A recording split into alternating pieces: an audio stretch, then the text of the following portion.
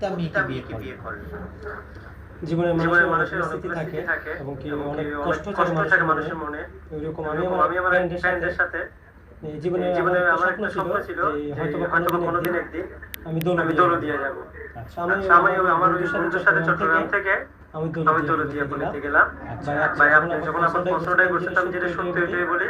আচ্ছা আচ্ছা, আমি তা আমি পল্লীতে পল্লীতে যাওয়ার যাওয়ার পরে পরে আমার আমার বন্ধু বন্ধু আমাকে আমাকে ওনার যে ওনার একজন যে একজন গাইডিয়ান ছিল গাইডিয়ান ছিল আমাকে ওই ওই গাইডিয়ানের কাছে গাইডিয়ানের কাছে দিয়েছিল। দিয়েছিল। যার পরে আমি যার পরে ওকে আমি ফেস ওকে দেখি ফেস নাই। দেখি নাই। পরে পরে আমি যখন রুমে যাই তখন তখন আমি ওর ঝুমুরের ঝুমুরের ফেসটা ফেসটা দেখি, দেখি, ওর ওর সাথে সাথে কথা কথা বলি। বলি। ভাই ভাই মানুষের মানুষের জীবনে জীবনে এতই এতই কষ্ট কষ্ট থাকে থাকে যে যে আমি আমি যে যে উদ্দেশ্যে উদ্দেশ্যে গেছি গেছি ওইটা ওইটা তো তো আপনাকে হয়তোবা আপনি হয়তোবা আপনি বুঝছেন। বুঝছেন। আমি আমি যে উদ্দেশ্যে উদ্দেশ্যে গেছি গেছি যখন যখন ওর ওর জানতে যে চাইলাম যে তোমার পার্সোনাল পার্সোনাল সমস্যা কি, এই বয়সে অল্প বয়সে তুমি এই জায়গায় আসছো। হয়তোবা আমি আসছি বন্ধুর সাথে ফ্রেন্ডের সাথে ঘোরার ঘোরার জন্য দেখার জন্য এই জগৎটা কি জিনিস। পরে পরে নিজে নিজে ওর যখন ওর যখন কথাগুলো কথাগুলো শুনলাম, শুনলাম, পার্সোনাল যখন আমি কথাগুলো কথাগুলো শুনলাম, শোনার পরে আমি যে মন মানসিকতা নিয়ে গেছিলাম আমার ওই মন মন মানসিকতা মানসিকতা এখানে এখানে ছিল ছিল না। না।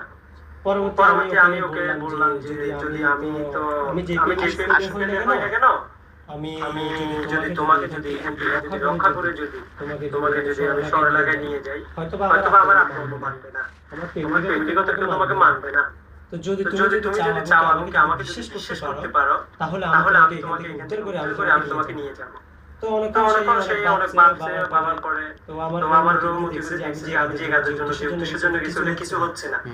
আমি ওগুলো চাচ্ছি না।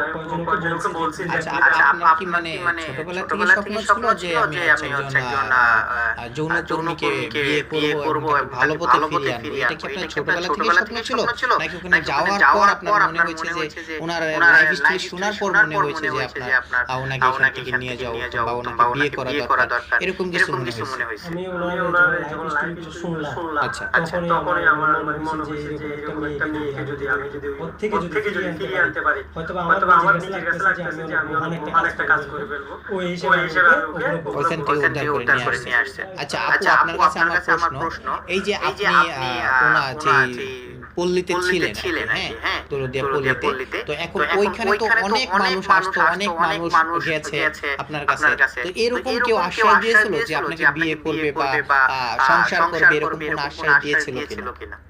না, এগুলো কখনো দেয়নি। এরকম কেউ আশ্বাস দেয় নাই। আপনি আপনাকে সর্বপ্রথম যে আসতো মানে আপনার সাথে কাজ করে চলে যেত, তাই তো? আচ্ছা, এই যে সর্বপ্রথম এই যে ভাই যে আপনার মানে দায়িত্বটা নিল, হ্যাঁ, তো এই যে আপনি কি প্রথম বিশ্বাস করেছিলেন যে উনি সত্যি দায়িত্বটা নেবেন, নাকি আপনার সাথে ধোঁকা বা বাউতাবাজি করবে, এরকম কিছু মনে হয়েছিল? প্রথমত মনে হয়েছিল যে